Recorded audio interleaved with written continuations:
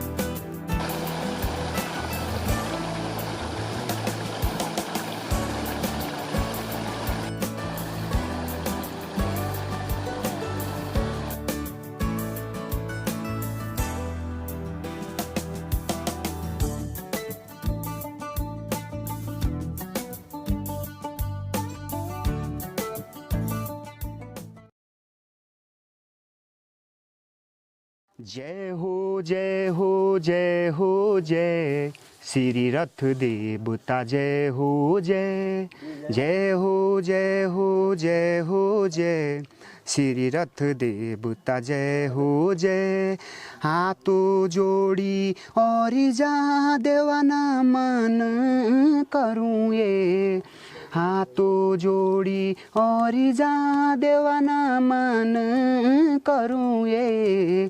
जय हो रथ देवता तुम ना मन करूँ ये। जय हो रथ देवता तुम ना मन करूँ ये। गाड़ी खुकुरी खोली तू खुकुरी कु म्यानाए। गाड़ी खुकुरी खोली तू खुकुरी कु म्यानाए। बनाला कोटी गाउँ होन्दु देवा तेरु यस तानाए। बनाला कोटी गाउँ होन्दु देवा तेरु यस तानाए। जय हो जय हो जय हो जय श्री रथ देवता जय हो जय।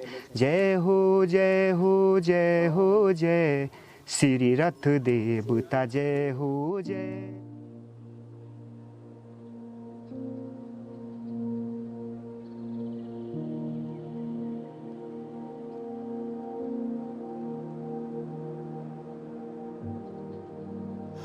पंचपुरा ये हमारे पूर्वजों ने बनाया।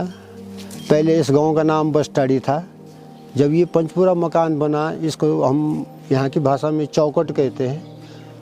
चौकटी के नाम से कोठी बनी है। कोठी जो बनी है, कोठी का एक शुद्ध रूप नाम जो रखा गया है, इसका एक गांव का नाम, तो कोठी इसी के नाम से हमारे गांव का नाम कोठी बना है।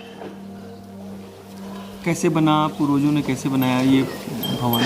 ये पूर्वज हमारे दो भाई कोई आए थे तो बताते हैं कि वो गंगनानी से उनका जन्म हुआ। उस समय इधर जंगल था तो उन्होंने अपने आवास के लिए, निवास के लिए जो है उधर भ्रमण किया। तो जब उनको ये जगह मिली तो उन्होंने यहाँ पर जो लोग पहले थे, हरिजन लोग थे, उनसे पूछा कि यार हम यहाँ रहना चाहते हैं, कोई इसमें कोई वो नहीं। तो उन्होंने बोला कि नहीं भाई आप रह सकते हैं, क्योंकि उस समय आबादी कम थी, इधर जंगल था, देवदार का जंगल था सारा। तो उन्होंने यहाँ पर, उनको अच्छा लगा तो उन्होंने यहाँ पर जो है मकान बनाना शुरू कर दिया। तो उन्होंने ही चौखट बनाया। ये कठकंडारी बोलते हैं इसको, मतलब कठ बोलते हैं लकड़ी को। तो इसका पूरा जो कंडारा है, चौखट का जो चौकराई है पूरी, ये सारी लकड़ी की है। अब लकड़ी की जोड़ों से उस पर गुजी खुंटा मार करके और वो मकान तैयार किया। और ये बाद में ये जो पत्थर हैं ये इसकी भरान बाद में हुई, कटिंग करके इसकी भरान जो है बाद में की गई, जब इसकी छवाएं हो गई। तो इसको कठकंडारी चौखट कहते हैं।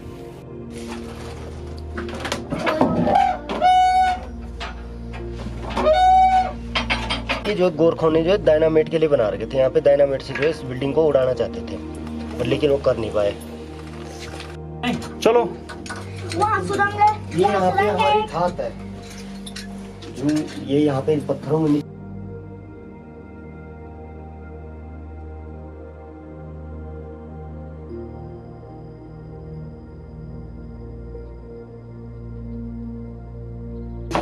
अंडरग्राउंड रास्ता जिसकी मैं बात कर रहा था, यहाँ से तो बंद हो गया, लेकिन यहाँ पे अच्छा ये है वो सुरंग, अंदर ही अंदर।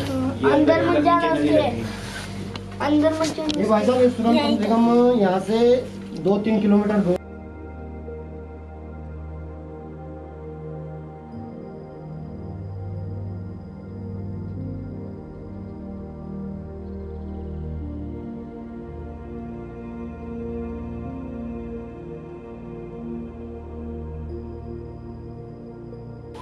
ये पानी धोने या बर्तन, बाथरूम है, मतलब उस हाँ। टाइम का जैसे बर्तन धोते हैं से और अपनी सीधे भाषा में, नीचे। हाँ इसको हम अपनी भाषा में पशु बोलते हैं। ये कोने तक है, तो इसमें जो ये मोटा लक्कड़ डाला गया है, इसे हम अपनी भाषा में जैसे कील बोलते हैं, गोजी बोलते हैं। हाँ तो ये यहाँ से पूरा ऊपर से लेकर के नीचे तक है, ग्राउंड फ्लोर तक। यहाँ पर लॉक है मतलब। हाँ, लॉक जो ये लकड़ियाँ लगी हुई है ना, जो इस साइड लगी हुई है लकड़ियाँ, हाँ। ये पत्थर हो गए, तो इससे ये लॉक हो गए। हाँ ऊपर से भी लॉक हो गई, नीचे से भी लॉक हो गए। अभी दोनों साइड ऐसे पड़ी हुई इसमें।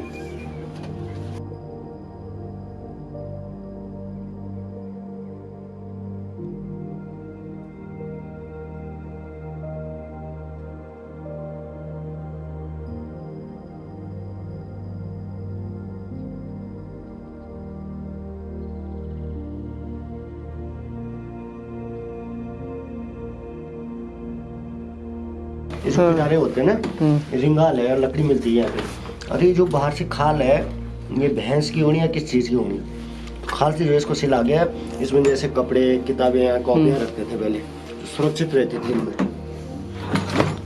दूध, दही, वो चीज़ें रखते थे। मोरिया है ये। मोरिया बोलते हैं।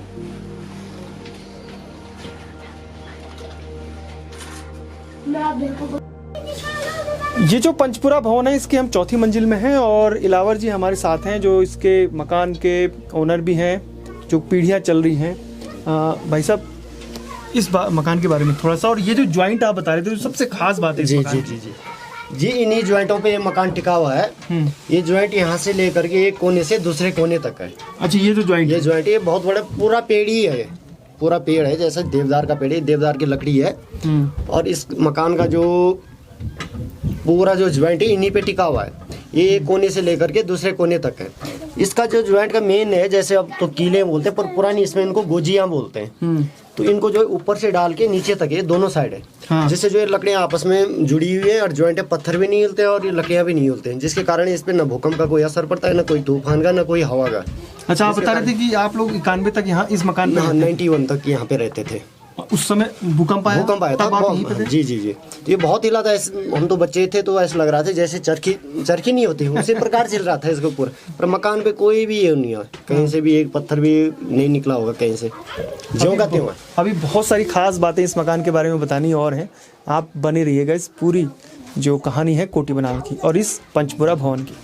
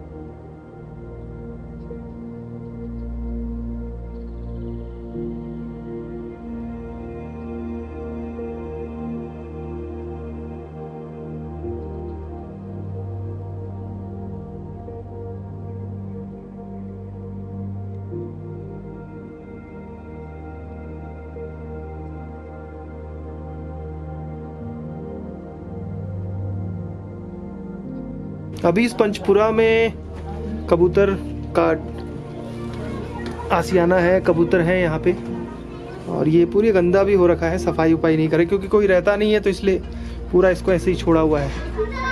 ये देखिए,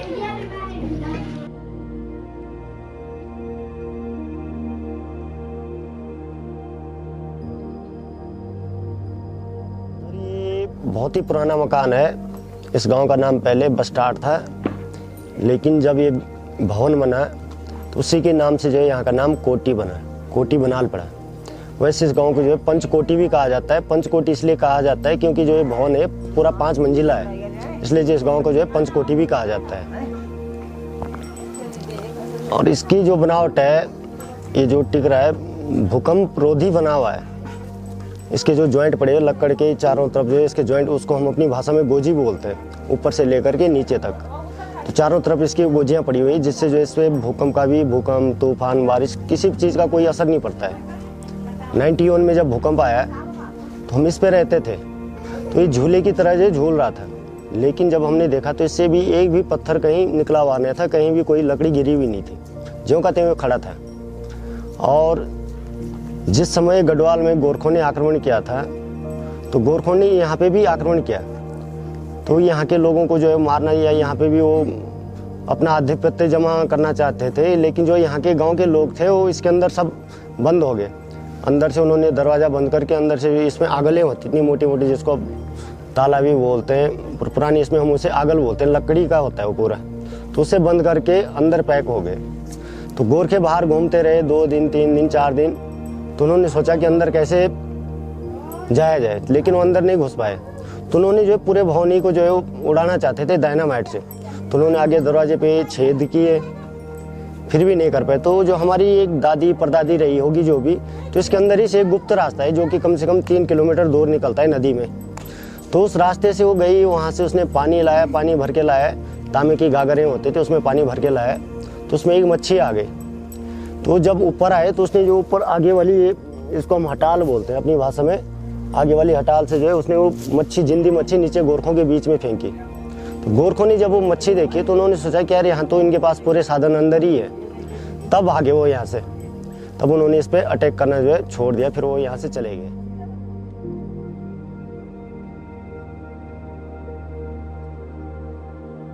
बकरे की उससे जो है इसकी मनी उतरती है, ये सूटकेस है उस टाइम का जी। ये इसके ताले हो सारे, ये देखो सूटकेस आज भी चल रहा है। अभी हमारे ये होते बनाए, और क्या बना रखे हमने, इनको हम अपनी भाषा में ये वो हंडियाँ हो गई पुराने जमाने की मट्टियाँ, जैसे इनमें मक्खन घी वगैरह रखते थे। सब मिट्टी की होंगी। और ये कंडी हो गई, हाँ, कंडी पुरानी जमाने में। तो ये खुलते हैं, तो ये जैसे इनमें धान रखते हैं, धान रखते हुए पहले इधर क्या करते थे पापा? डांस पापा।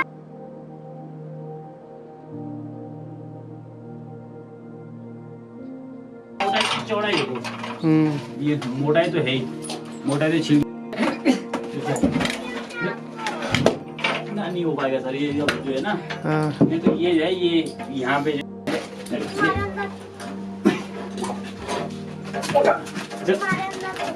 उड़ा कर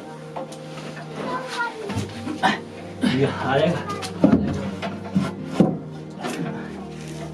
अभी देखो सर, अभी इसकी हेर देख नहीं हो पा रही ढंग से, जीर्ण अवस्था में है, पर वैसे जो मकान अभी ठीक ही ठाक है। इसकी जो है थोड़ा मेंटेनेंस करनी है, मेंटेनेंस करने के जो है मकान अभी भी जो है 400-500 साल और रह सकता है।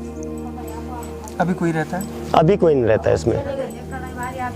मकान इस शैली के और भी हैं पूरे? नहीं सर, ये पूरे उत्तराखंड में इस शैली का कोई भी मकान नहीं है। बने तो बहुत सारे मकान बने, पर जो इसका डिजाइन है और जिस शैली से बना वो कहीं भी नहीं बना हुआ है। मेरे देखने से तो भारतवर्ष में भी नहीं बना होगा इस डिजाइन का मकान।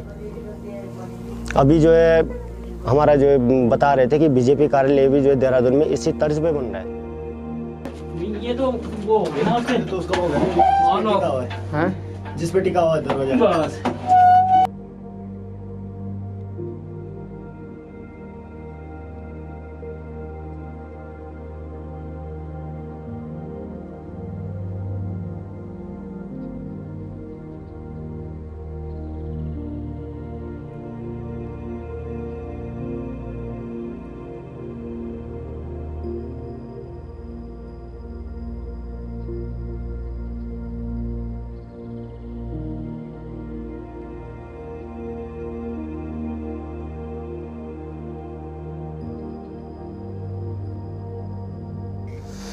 कोटी बनाल गांव में केवल पंचपुरा भवन ही नहीं बल्कि इस तरह के बहुत सारे भवन हैं जो रवाई शैली में बनाए गए हैं और देखकर ही लगता है कि हम किसी महल में प्रवेश कर रहे हैं। खूबसूरती इतनी, शैली इतनी बेहतरीन कि बड़े से बड़े भूकंप इन भवनों का कुछ भी नहीं बिगाड़ सकता, जो गर्मियों में ठंडे होते हैं और सर्दियों में अंदर से काफ़ी गर्म। एक बार आप भी आकर रहिए इन मकानों में, तब आपको पता चलेगा कि इन पूर्वजों को कितना ज़्यादा नॉलेज था अपने भवन निर्माण की।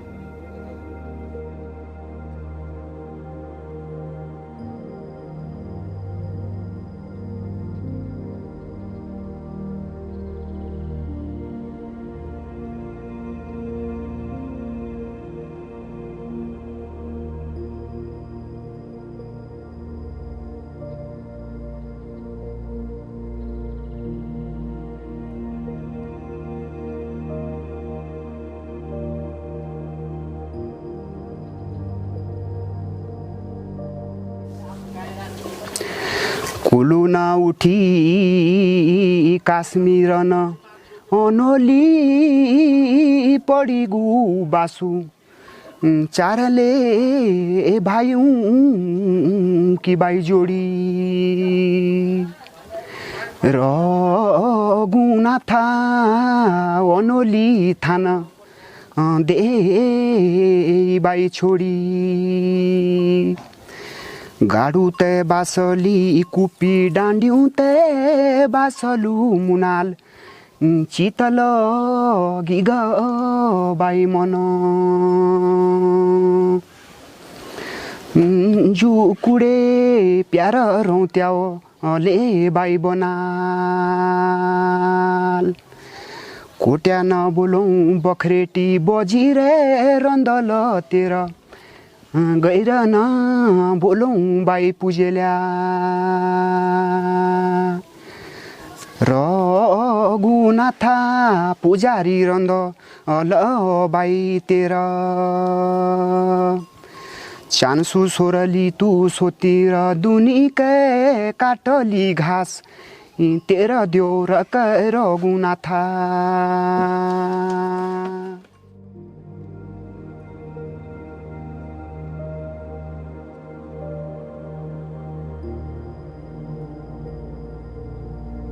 जो भौतिकी या फिजिक्स के बेसिक नियम हैं उसके हिसाब से किसी भी चीज़ की जो हाइट है वो बढ़ना आरंभ होती है, चाहे वो भवन हो या अन्य कोई संरचना हो, तो उसमें असंतुलन की स्थिति उत्पन्न हो जाती है क्योंकि उसका सेंटर ऑफ ग्रेविटी और सेंटर ऑफ मास ज़मीन से ऊपर जाता है और उसके पलट के गिरने की संभावनाएं बढ़ जाती हैं। तो इस तरह के जो ऊंचे मकान हैं जैसे कोटी बनाल या दूसरे हैं, उनको बनाने में विशेष सावधानियां अगर न बरती जाएं तो उनका खड़े रह पाना संभव नहीं है। अतः यहाँ के लोगों ने इस तरह के जो स्ट्रक्चर बनाए वो ये बताते हैं कि वो विशेष रूप से भूकंप के समय किसी संरचना पे लगने वाले बलों के बारे में जानते थे, उनका किस तरह से समाधान किया जाए उसके बारे में जानते थे, और उन्होंने चाहे वो भवन के निर्माण के लिए स्थान का चयन है, भवन की नींव है, उसका जो लेआउट है उसकी बात है, या फिर उसमें जो पत्थर और लकड़ी लगाई है उसके परस्पर जोड़ हैं, और जो लोड ट्रांसफ़र है, उन सब चीज़ों का इसमें उन्होंने ध्यान रखा है। और ये हमारे लिए निश्चित ही इस क्षेत्र के लिए यहाँ की जो भवन निर्माण शैली है उसके लिए एक गौरव की बात है कि इस तरह के स्ट्रक्चर, क्योंकि इनका जो रेडियो कार्बन डेटिंग है करीब 1000 साल पहले ये भवन बने हैं, इतने समय से कई भूकंपों को इन्होंने झेला होगा।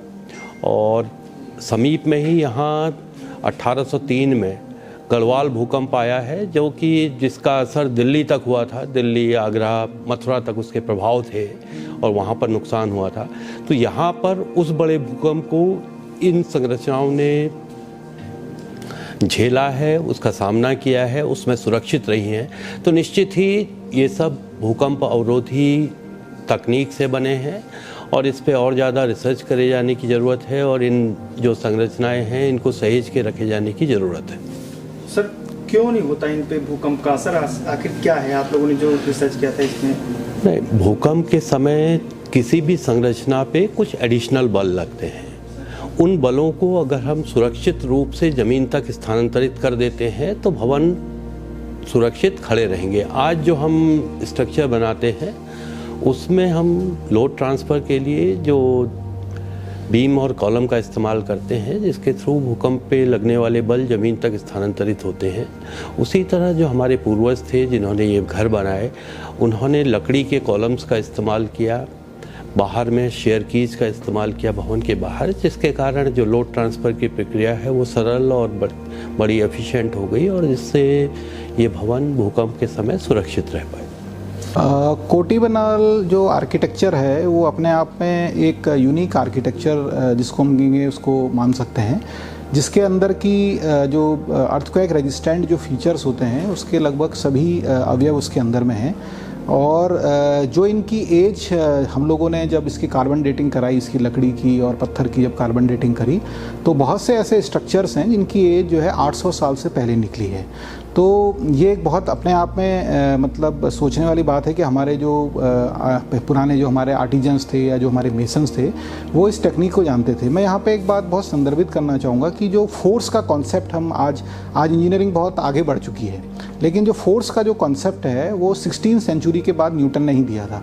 लेकिन अगर हम इन स्ट्रक्चर्स की बात करें तो लगभग 400 साल पहले न्यूटन से इस तरह की चीज़ों को इवॉल्व होना, जिसमें कि फोर्स के सारे कंसेप्ट जो है कि इसके अंदर में अप्लाई होना, ये अपने आप में एक बहुत ही ऐसी चीज़ है कि जो कि देखने लायक है और इसको कि जो है कि स्टडी किया जाना चाहिए। जैसा कि हमें आज भी पता है कि भूकंप के लिहाज से उत्तराखंड हो गया या हिमाचल प्रदेश, जहाँ पे बहुतायत मात्रा में स्ट्रक्चर मिलते हैं, जोन 4 तथा 5 में आता है। जोन 4 और 5 का अगर हम सरल शब्दों में बात करें तो 7 मैग्नीट्यूड और 8 मैग्नीट्यूड के भूकंप इस इलाके में आने की संभावना सदैव बनी रहती है। तो इसलिए जो है कि उन लोगों को इस तरह के, क्योंकि भूकंप आज नहीं आ रहे हैं, भूकंप जो है सदियों से आ रहे हैं। 13वीं सेंचुरी में भी बहुत बड़ा अर्थक्वेक आया जिसमें कुतुब मीनार नीचे गिर गई थी। उसके अलावा जो है गढ़वाल अर्थक्वेक आया 1800 में, उस समय भी बहुत बड़ा नुकसान हुआ था काफ़ी एरिया में। उसका हिमाचल में 1905 में जो है कांगड़ा अर्थक्वेक आया। तो इस तरह के जो अर्थक्वेक आए थे उसमें सारे स्ट्रक्चर जो है सर्वाइव किए। इसमें बहुत सी ऐसी यूनिक चीज़ें हैं, जैसे कि एक शेयर की हम बात करते हैं आजकल अपने मॉडर्न कोड के अंदर में। तो अगर आप वहाँ जाके उसको देखेंगे स्ट्रक्चर्स के अंदर में, तो पीछे से अगर या साइड से अगर आप देखने की कोशिश करेंगे तो एक लंबी जो लकड़ी है ऊपर से नीचे पूरी की पूरी जो बांस जिसको हम कहते हैं हमारे कुमाऊनी भाषा में या गढ़वाली भाषा में, तो ऊपर से नीचे तक रन करता है और उसमें जो है कि फ्रिक्शन इस तरह से एडजस्ट किया हुआ है कि अगर इनकेस अगर उसमें डिस्प्लेसमेंट होगा तो वो उसको एड्रेस कर पाएगा।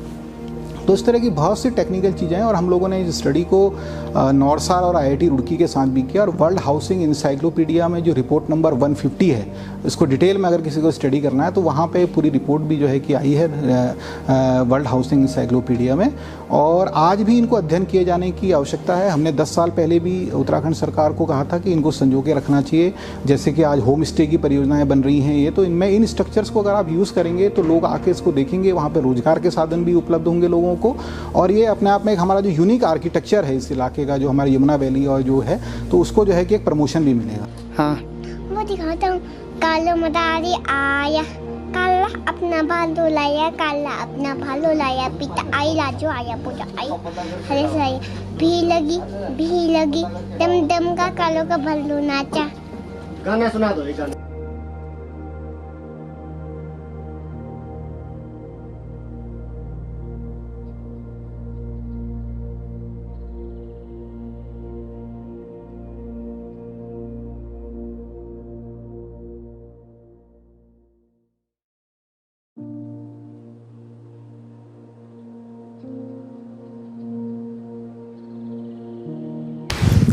कोटी बनाल गांव की जो कहानी है वो ये है कि कोटी इस गांव का नाम है और बनाल इस गांव की पट्टी का नाम है।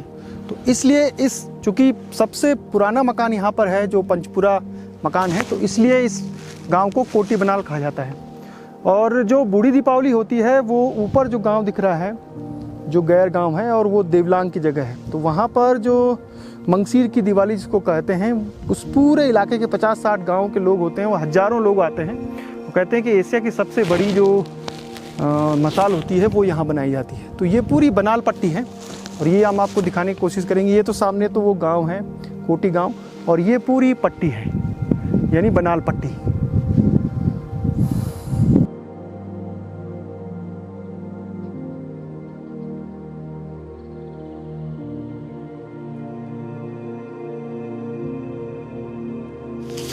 परिचय करा देते हैं राजेंद्र सिंह बुटोला जी से, जो देहरादून से हमारे साथी हैं, यानी इस सीरीज़ के कई गाँव में वो हमारे साथ रहेंगे।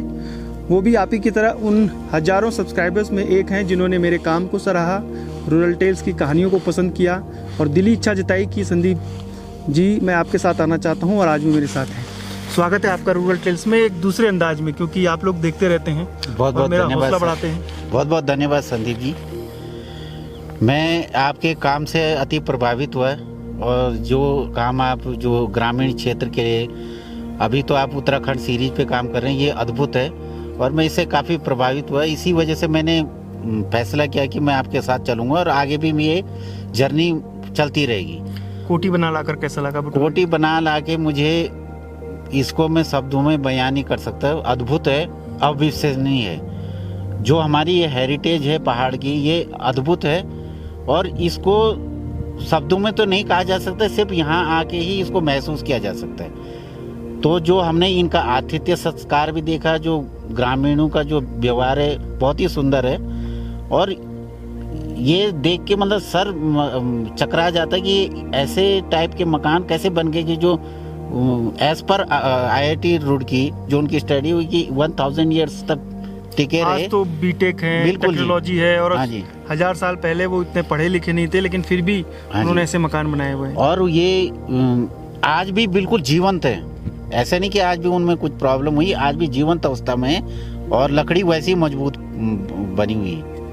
तो अच्छा लग रहा है देख के। हाँ जी, बिल्कुल बिल्कुल। गांव में आना चाहिए टूरिस्ट को, यहाँ आके रह के को मालूम चलेगा। देखो मैं तो मानता हूँ कि जो भारत की आत्मा है वो गाँव में बसती है और गाँव में जरूर आना चाहिए। शहरों में तो है नहीं उतना कुछ, तो गाँव में आपका फूड है, आपका कल्चर है, सब कुछ आपको गाँव में मिलेगा। एक बार आपको एक फिर से हम समझा देते हैं, हालांकि जो मैप है वो उसके माध्यम से भी हम समझाएंगे।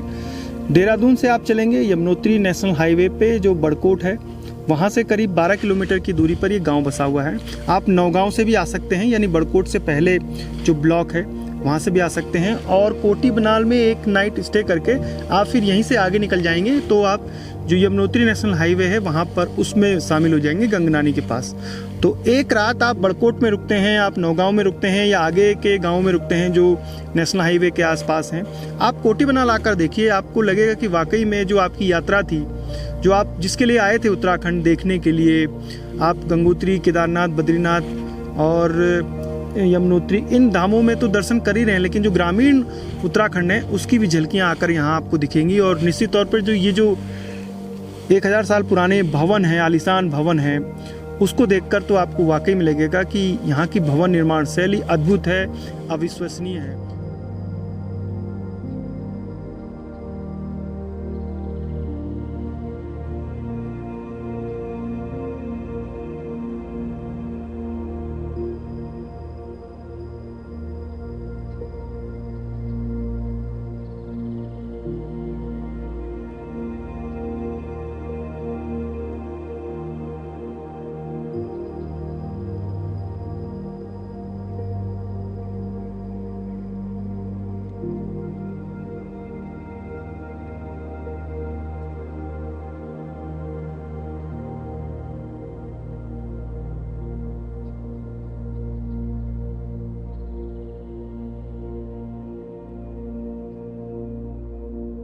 उत्तराखंड भूकंप की दृष्टि से जोन 4 और जोन 5 में पड़ता है। जितने भी भूगर्भ वैज्ञानिक हैं उनका मानना है कि उत्तराखंड या पूरे हिमालय में कोई भी बड़ा भूकंप पिछले 100 सालों में नहीं आया है।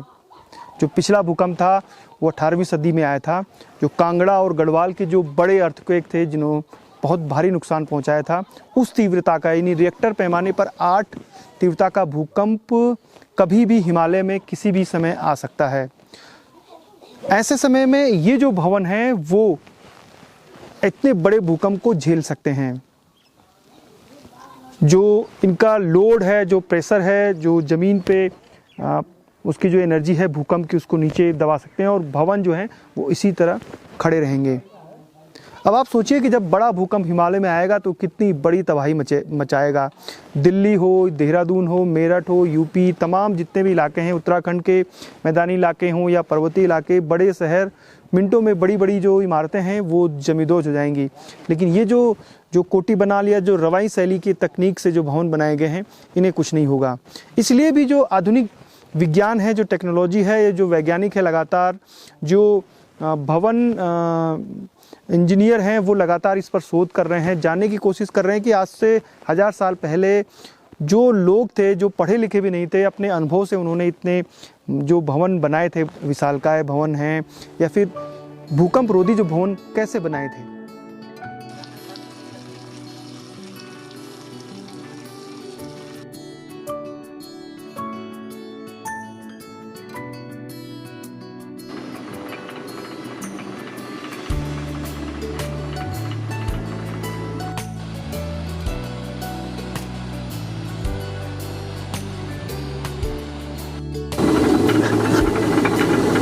आगाई प्यारा दिया कि जोटोडे पछाडि बर्बा कि बढी साथी स्यो राति लागलो दिया हे दिया लो टुटो पुजेरा कि भाइ दडे आगाई प्यारा दिया कि जोटोडे पछाडि बर्बा कि बढी कोठा बख्रेटी कि जाटुल्या ये दिया लो लादी पुजेरा आखी बायोडे किसी साल बुकली प्यारा छौटोडे खिराया लादलुबा दियो लाद बट्या दागलो दियो।